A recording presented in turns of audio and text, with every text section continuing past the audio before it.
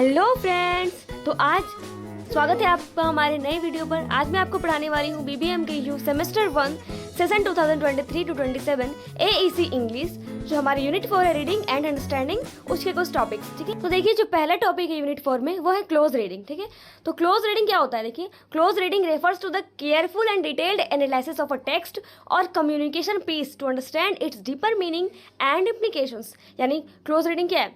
Close reading, मान लीजिए कोई एक टेक्स्ट दिया हुआ है, ठीक है, टेक्स्ट या फिर कम्युनिकेशन या पीस दिया हुआ है, जैसे मान लीजिए कोई पैराग्राफ ही दिया हुआ है, तो उसके बारे में अच्छे से केयरफुल हम डिटेल एनालिसिस करेंगे, यानी उसके बारे में पढ़ के समझेंगे कि उसका मीनिंग क्या है, उसको क्या कहना चाह रहा है। तो इसी को कहते हैं हम क्लोज रीडिंग। ठीक है, किसी भी पैराग्राफ, पैसेज या जो भी दिया हुआ है उसको अच्छे से पढ़ के उसका एनालिसिस करके उसको समझना।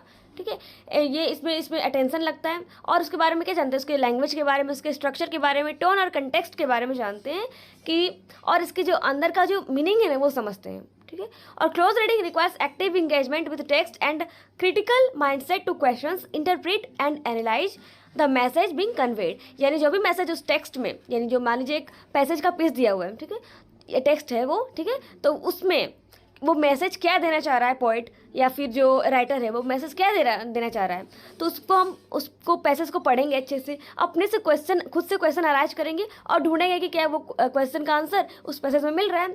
ठीक है, तो मतलब उसके मैसेज को समझना ही क्लोज रीडिंग कहलाता है। ठीक है, यानी बस क्या क्या दिए हुए क्लोज रीडिंग के, देखिए लिटरेरी टेक्स्ट है ना, लिटरेरी टेक्स्ट जैसे हो गया, पैसेज हो गया, पैराग्राफ हो गया, ये सब, तो ये सब को एनालाइज करना, उसके लैंग्वेज को एनालाइज करना, उसके थीम्स दिया हुआ, उसके कैरेक्टर्स या सिम्बोलिज्म को, मीनिंग को समझना, मोटिव्स को समझना और इंटरप्रिटेशन को समझना, है ना, उसको क्लोजली एग्जामाइन करके। ठीक है, डायलॉग और इमेजरी जो भी दिया हुआ है, तो इसे यही कहलाता है हमारा क्लोज रीडिंग। ठीक है, तो वही लिखा हुआ है यहाँ पे देखिए। तो क्लोज रीडिंग कम्युनिकेशन में क्या है? क्लोज रीडिंग एंड एक वैल्यूएबल स्किल है that enables individuals to delve beneath the surface of text communication piece to extract richer insights or meaning. By approaching communication with a critical and analytic mindset, one can enhance their understanding of messages, perspective and intentions conveyed through various forms of communication. यानी communication, यानी किसी भी communication का piece देख लीजिए, जैसे मान लीजिए पैराग्राफ हो गया, पोएम हो गया, है ना, पैसेज हो गया, तो ये सब का पीस को हम अच्छे से एनालाइज करके, अच्छे से एनालिटिक थिंकिंग करके समझेंगे इसके बारे में। ठीक है, कि वो जो राइटर या ऑथर है वो क्या कहना चाह रहा है उसमें, तो वो हो गया हमारा क्लोज रीडिंग। किसी भी टेक्स्ट को अच्छे से समझने को ही हम क्लोज रीडिंग कहते हैं। ओके, तो देखिए फ्रेंड्स, यहाँ पर कुछ पैसेज के एग्जाम्पल दिया हुआ है, देख लेते हैं। ये देखिए पैसेज है हमारा, burning plastic is not solution, यानी प्लास्टिक को जलाना कोई सोल्यूशन नहीं है ना, क्योंकि देखते हैं हम प्लास्टिक को जब बर्न करते हैं तो वो। अब नेक्स्ट टॉपिक है हमारे पास कॉम्प्रहेंसन। तो कॉम्प्रहेंसन क्या होता है? देखिए, comprehension refers to the ability to understand and interpret information that is heard or seen. ठीक है, it involves making sense of the content, identifying key ideas and connecting them to a form of coherent understanding. ठीक है, यानी कि comprehension क्या होता है? Comprehension मतलब किसी भी जो पैसेज हो, ठीक है, अनसीन पैसेजेस, ठीक है, जो हमने पहले कभी नहीं देखा है, वो पैसेज एक दिया हुआ रहेगा और उसको पढ़ के आपको समझना है, और जो क्वेश्चन दिए हुए रहेंगे उसको कुछ आंसर देना है। ठीक है, तो ये होता है कॉम्प्रहेंसन। तो comprehension skill include the ability to infer meaning, summarize information, draw conclusions and analyze text. Effective comprehension is essential for learning, communication and critical thinking across various contexts such as reading, listening and problem solving. यानी comprehension बहुत ही ज़रूरी है communication के field में, critical thinking की field में, reading, listening और problem solving के लिए। ठीक है, तो बेसिकली कॉम्प्रहेंसन क्या होता है? कॉम्प्रहेंसन में आपको एग्जाम में क्या आएगा? एक अनसीन पैसेज या अनसीन प्रोज, यानी पोइट का पीस आएगा, उसके आधार पर कुछ क्वेश्चंस दिए रहेंगे जिसका आंसर आपको पैसेज में ही ढूंढने से मिलेगा। एक बहुत ही टॉक्सिक केमिकल रिलीज होता है ना, जो कि पॉलीविनाइल, जैसे कि आपको पता है कि प्लास्टिक जो किससे बनता है? पॉलीविनाइल क्लोराइड से। तो उसको जब उसका ब्रेकडाउन होता है जलाने पर, ठीक है, तो ये एक डायोक्सिन रिलीज होता है ना, और इस एक रिपोर्ट के अनुसार ये दावा किया गया है ना, एक USEPA यानी United states environmental protection agency का एक रिपोर्ट कहता है कि इससे जो होता है, मतलब डायोक्सिन से कैंसर का रिस्क 10% तक बढ़ जाता है, यानी 10 गुना बढ़ जाता है कैंसर का रिस्क, है ना। तो ये तो बहुत ही बुरा है प्लास्टिक का जलाना, है ना। और देखिए एयर पोल्यूशन भी होती है ना। तो यहाँ पे एक पैसेज दिया हुआ है ना, प्लास्टिक। और देखिए उस पैसेज का यहाँ पर कुछ क्वेश्चन दिए हुए हैं, जैसे कि डायोक्सिन कॉजेज, यानी डायोक्सिन क्या कॉज कर सकता है? तो डायोक्सिन कॉज कर सकता है कैंसर। तो इसका आंसर कहाँ से मिला, हमें पैसेज को पढ़कर ही मिला है ना। और नेक्स्ट क्वेश्चन है गैस्ट्रिफिकेशन इज प्रोसेस ट्रांसफॉर्म। तो गैस्ट्रिफिकेशन किस प्रोसेस को कहते हैं, जब गार्बेज से एनर्जी बनने के प्रोसेस को हम गैस्ट्रिफिकेशन कहते हैं। Garbage can be converted into energy by, तो गार्बेज एनर्जी से कैसे कन्वर्ट होता है, तो वो किस प्रोसेस होता है, गैस्ट्रिफिकेशन के प्रोसेस से होता है ना। और देन है इंडियन गार्बेज कंटेंट्स, इसमें होगा हाई मॉइस्चर, ठीक है। तो इसका जो क्वेश्चन है उनका आंसर हमें कहाँ से मिला, पैसेज को जब हमने पढ़ा अच्छे से समझा तभी तो मिला है ना। नेक्स्ट क्वेश्चन है यहाँ पे देखिए ब्रीफली, या एमसीक्यू क्वेश्चन भी पूछा जा सकता है और ब्रीफली क्वेश्चंस भी। तो ये देखिए ये सब क्वेश्चन है, which toxic chemical is released on burning plastic waste, ठीक है। तो ये कैसे हार्मफुल है, तो आपको पता है कि डायऑक्सिन रिलीज होता है जो कि क्रिएट करता है, मतलब जो कि कैंसर का रिस्क को 10 गुना बढ़ा देता है। तो ये हो गया इसका आंसर है ना। What is the aim of waste to energy project. और फिर नेक्स्ट क्वेश्चन है how will burning plastic adversely impact the health of citizen. फिर है how do arguments are advanced against the use of incinerators. फिर why do gastrification of waste prove a wasteful luxury in India. Then next question है what facts are revealed in the passage pertaining to Indian garbage, ठीक है। तो ये सारे questions दिए हुए हैं जिसका आंसर आपको जब पैसेज को आप पढ़ोगे तभी मिल सकता है, ठीक है। तो आपने ये मतलब जूनियर क्लासेस में भी करते आ रहे हो पैसेज, तो आपको ये आंसर पैसेज बिल्कुल ही आपको जब पैसेज को पढ़ोगे ना तो इसका आंसर मिल जाएगा। तो ये बहुत ही ईजी टॉपिक है आपके एग्जाम में। और भी देखिए और भी एक यहाँ पे पैसेज दिया हुआ है, ये है many of under developed countries will promote the growth of their economies in one way or the other way no matter whatever they receive substantial outside aid in the process or not. ये देखिए यहाँ पर एक under developed country और developed country के बारे में ये पैसेज है, ठीक है। तो इसे आप अच्छे से पढ़ोगे तो क्वेश्चंस कर पाओगे इसके, है ना। ये देखिए अंडर डेवलप्ड और डेवलप्ड कंट्री के बारे में पैसेज है यहाँ पर, है ना। तो यहाँ पे क्वेश्चन देखिए चूज द करेक्ट ऑप्शन है द पैसेज सेज येट, यानी पैसेज क्या कहना चाह रहा है यहाँ पर। तो ये पैसेज किसके बारे में, देखिए यहाँ पे under developed country must retain, यहाँ पे इकोनॉमिक्स अंडर, हाँ यहाँ पे होगा the economics of the under developed countries are more likely to grow faster with substantial foreign aid than without, ठीक है। ये हम लोग पहला ही लाइन में पढ़ा था। और देखिए नेक्स्ट क्वेश्चन है यहाँ पर substantial aid in the context mean, यानी सस्टेनेंशियल एड का कॉन्टेक्स्ट मीन्स क्या होता है, large amounts of technological assistance and capital, ठीक है, ये होता है मीनिंग। और फिर which of the following points और statement did the writer actually make. तो यहाँ पर होगा Japan and Russia achieved their development in an authoritarian political and framework, ठीक है। यानी जापान और रसिया का जो रसिया ने जो अपना डेवलपमेंट कैसे हासिल किया, पॉलिटिकल एंड सोशल फ्रेमवर्क के द्वारा, है ना। तो इसका आंसर हो जाएगा ऑप्शन नंबर 2। फिर accumulation of capital without getting outside and may mean extreme, तो ये इसका होगा, देखिए इसका हो जाएगा यहाँ पर एक्सट्रीम हार्डशिप, यानी बहुत हार्डशिप करके, ठीक है। तो ये रहा एमसीक्यू क्वेश्चन इस पैसेज के आधार पर जो बनता है। और यहाँ पर देखिए ब्रीफली क्वेश्चंस, ठीक है, जो कि आपको ढूंढ कर लिखना पड़ेगा। How does availability of substantial capital help, कैसे हेल्प करता है सस्टेनेंशियल कैपिटल। फिर how can a nation accumulate capital if it does not outside aid. Then next question है how did Japan and Russia become developed, Japan और Russia developed कैसे बनी। फिर what problems does under developed country face, यानी under developed country को कौन कौन से प्रॉब्लम्स फेस करने पड़ते हैं।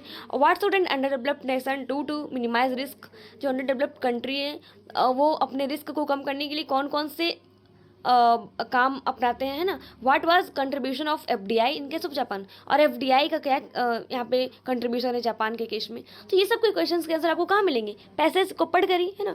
तो आपने जूनियर ये पैसेज तो नहीं आ सकता एग्जाम में, तो ये आपको खुद से समझ के करना होगा जो एग्जाम में अनसीन पैसेजेस और अनसीन पोएट दिया हुआ, अनसीन पोएम दिया हुआ रहेगा, तो उसके आधार पर क्वेश्चन आपको उस पैसेज में ही मिल जाएंगे। ओके,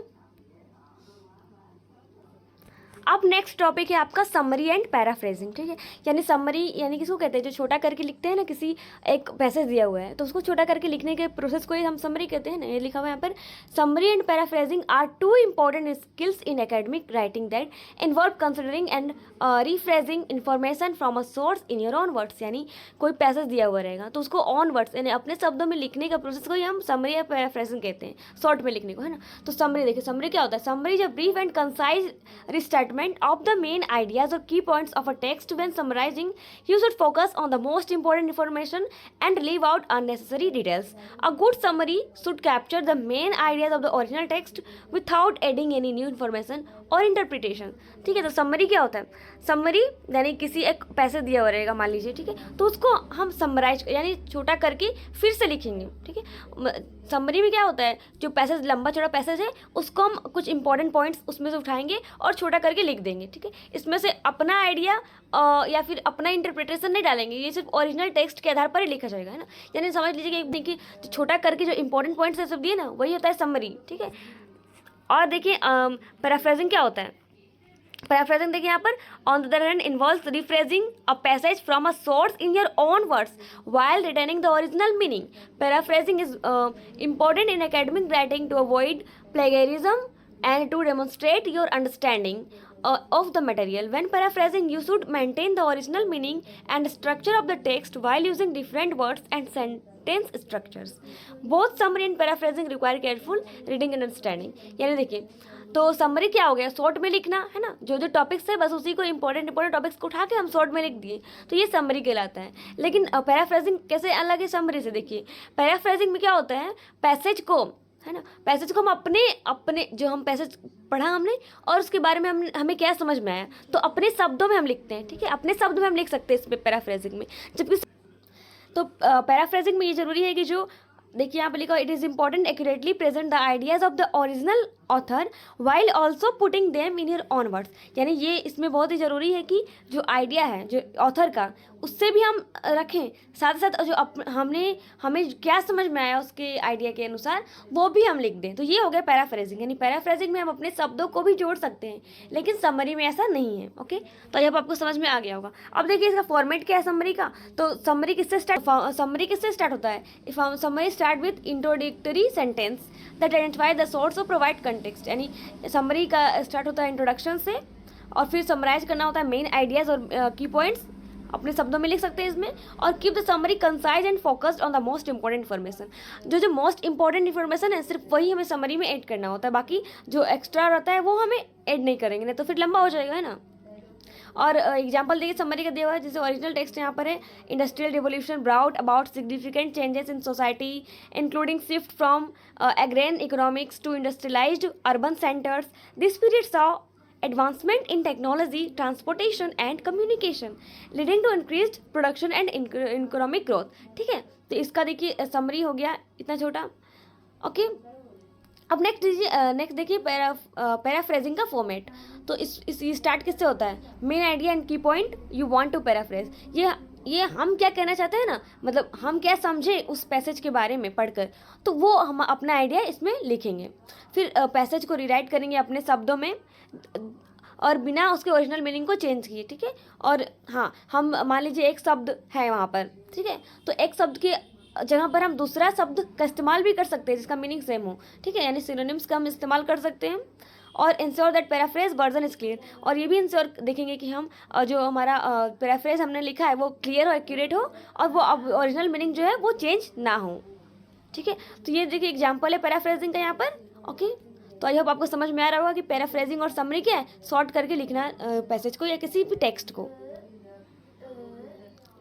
यहाँ पे कुछ एग्जांपल्स दिए हुए हैं समरी राइटिंग के। ठीक है, तो ये देखिए यहाँ पे लिखा हुआ है, lot of our Indian peasant is certainly a pitiable one. He labors under many disadvantages. In the first place, he is illiterate and does not therefore care to know more than he has inherited from the ancestors. He laughs at his teeny pieces of land from morning to evening, and if his season favor him, earns what barely suffices to meet his daily demands। यानी देखिए यहाँ पे peasants के बारे में दिया हुआ है कि इलिटरेट पीजेंट्स हैं तो उनको दिक्कतों का सामना क्या क्या करना पड़ता है। ठीक है, तो इसके लिए हम समरी क्या लिखेंगे? समरी लिखने के पहले देखिए आप ये दिया हुआ है यहाँ पे, ठीक है, पैसेज, देन उसको हम अच्छे से पढ़ेंगे। ठीक है, तो समरी कैसे लिखेंगे? यहाँ पे देखिए, यहाँ पे दिया हुआ है, इसका देखिए एक टाइटल ढूंढेंगे, टाइटल सोचेंगे हम अपने मन से। तो हमने टाइटल सोचा, ठीक है, literary and its effect of Indian peasant. तो ये है illiteracy and its effect on Indian peasant, यानी कि जो पीजेंट्स हैं उनका इलिटरेसी पे क्या इफेक्ट पड़ता है ना। तो ये देखिए इतना शॉर्टकट में हमने जो मेन टॉपिक है ना उसको उठा के लिख दिया कि Indian peasant is suffering from many disadvantages such as illiteracy, poverty, गरीबी, ठीक है, अज्ञानता, और फिर डेप्ट। To improve this situation, supply of good plug cattle preventive measures and primary education should be addressed by the Indian government. ठीक है, तो हमने इतने वर्ड्स में, इतने छोटा वर्ड में, और जितना वर्ड में दिया हुआ रहेगा उतना वर्ड में हम समरी लिख देंगे। ठीक है, जैसे थोड़ा सा और वर्ड बड़ा करना होगा हमें, है ना, क्योंकि एग्जाम्स में 80 वर्ड्स दिए रहेंगे, तो 80 या फिर 50, तो उसके अनुसार ही हमें लिखना होते हैं। जो मेन टॉपिक है, वो मेन पॉइंट्स है, उनको उठाएंगे और लिख देंगे पैसेज में से। ठीक है, फिर और एग्जाम्पल दिया हुआ है, returning to India Swami Vivekananda travelled from one end of the country to the other giving lectures. यानी स्वामी विवेकानंद के बारे में यहाँ पे दिया हुआ है, तो उसको हम पैसेज को अच्छे से पढ़ेंगे, देन उसके बारे में समरी लिखना हो तो कैसे लिखेंगे, टाइटल सोचेंगे उसका एक अच्छा सा, और फिर इंपॉर्टेंट जो पॉइंट्स है वहाँ से उठा के वहाँ पे लिख देंगे। ठीक है, तो ये हो गया समरी राइटिंग। ओके ठीक है फ्रेंड्स, अब नेक्स्ट टॉपिक है हमारे पास यूनिट 4 का एनालिसिस एंड इंटरप्रिटेशन। ठीक है, तो एनालिसिस और इंटरप्रिटेशन क्या होता है? Analysis and interpretation involve examining and making sense of information और data to uncover underline patterns, relationships and meanings. Analysis typically involves breaking down complex information into smaller components. ठीक है, यानी देखिए एनालिसिस क्या होता है? एनालिसिस या इंटरप्रिटेशन है एग्जामाइन करना, मतलब examining and making sense of information. यानी कोई एक डाटा दिया हुआ रहेगा, ठीक है, डेटा या फिर एक पैटर्न दिया हुआ रहेगा, तो उसको एनालिसिस करना या उसके बारे में हम इंफॉर्मेशन प्रोवाइड, मतलब इंफॉर्मेशन पता करना ही ये एनालिसिस या इंटरप्रिटेशन कहलाता है। ठीक है, तो एनालिसिस में क्या क्या इन्वॉल्व होता है, यानी कि जो कॉम्प्लेक्स इन्फॉर्मेशन है, यानी कोई एक डिफिकल्ट इन्फॉर्मेशन दिया हुआ रहेगा, उसको ब्रेक डाउन, यानी कि उसमें सिंपलर मीनिंग में हम इन्फॉर्मेशन को समझेंगे, तो उसी को कहते हैं हम एनालिसिस। ठीक है, examining is the parts in detail and identifying the key elements और ट्रेंड्स। ठीक है, जो पार्ट्स है उसको डिटेल में समझेंगे, है ना, जो इन्फॉर्मेशन का जो पार्ट है उसको डिटेल में समझेंगे, और जो एलिमेंट्स है उसमें का उसको समझेंगे अच्छे से। ठीक है, it involves applying various techniques, methods और फ्रेमवर्क्स। इसके तो इसमें इसका ऐसा कैसे कर सकते हैं, यानी एनालिसिस हम कैसे कर सकते हैं? बहुत सारे इसमें डाटा या सिस्टमेटिकली, मतलब डाटा को सिस्टमेटिकली या फ्रेमवर्क्स या मेथड या टेक्निक का यूज होगा, तब हम किसी डेटा को एनालाइज कर पाएंगे या इंटरप्रिटेशन कर पाएंगे। ठीक है, एनालाइज कर पाएंगे। ठीक है, एनालिसिस कर पाएंगे डेटा का। और देखिए इंटरप्रिटेशन क्या होता है, तो इंटरप्रिटेशन क्या होता है? Assigning meaning to the analysed information data. और लेकिन इंटरप्रिटेशन क्या होता है? Assigning meaning of the analysed information data, जो कि पहले से एनालाइज्ड है ना, एनालाइज्ड इन्फॉर्मेशन है या डाटा है, उसको फिर से हम क्या करेंगे? असाइन करेंगे, तो वो कहलाता है इंटरप्रिटेशन। ठीक है, it requires synthesising the results of the analysing, drawing connection between different places of information and making sense of the finding in a broader context. Interpretation often involve making inferences, drawing conclusions and providing explanation or insight based on the analyzed data। यानी जो analyse data है ना, उसके आधार पर हम कुछ drawing या कुछ कंक्लूजन या कुछ एक्सप्लेनेशन और प्रोवाइड करवाएंगे, है ना। वो पहले से डाटा एनालाइज्ड है हमारा, उसमें से कुछ और हम मतलब और इन्फॉर्मेशन ऐड करेंगे और इसको इलेबोरेट करेंगे और कंक्लूजन देंगे, ड्राइंग का यूज़ कर सकते हैं। तो ये हो गया हमारा इंटरप्रिटेशन। ठीक है, देखिए both analysis and interpretation are critical skill in various field. तो ये जो एनालिसिस और इंटरप्रिटेशन दोनों है ना क्रिटिकल स्किल्स में यूज होता है, जैसे कि बहुत सारे फील्ड में, जैसे रिसर्च के फील्ड में, बिजनेस के फील्ड में, साइंस के फील्ड में, लिटरेचर और मोर, और बहुत सारे फील्ड में इसका इस्तेमाल होता है। They help individual to make informed decision, develop new insight and depend their understanding of complex phenomena. Effective analysis and interpretation require critical thinking, problem solving abilities and a deep understanding of the subject matter being studied। यानी analysis और interpretation बहुत सारे field में काम आता है, जैसे research के फील्ड में, बिजनेस के फील्ड में, साइंस के फील्ड में, लिटरेचर के फील्ड में और बहुत सारे फील्ड में। तो इसका उद्देश्य क्या होता है? किसी मतलब इसी डिसीजन को लेना, डेवलप करना, है ना, इंसाइट को डेवलप करना, ये बहुत काम आता है उसमें। ठीक है, और ये हमारा प्रॉब्लम सॉल्विंग एबिलिटीज़ जो है किसी एक सब्जेक्ट के बारे में, उसके बारे में डीपर अंडरस्टैंडिंग प्रोवाइड करवाता है। तो ये रहा हमारा एनालिसिस और इंटरप्रिटेशन। ओके, तो आज का ये टॉपिक हमारा यहीं पे कंप्लीट होता है। मिलते हैं नेक्स्ट वीडियो में, तब तक के लिए bye bye, take care and पढ़ते रहिए। और हाँ, चैनल को सब्सक्राइब जरूर कर लें, लाइक जरूर कीजिएगा और फ्रेंड्स के साथ शेयर भी जरूर कीजिए।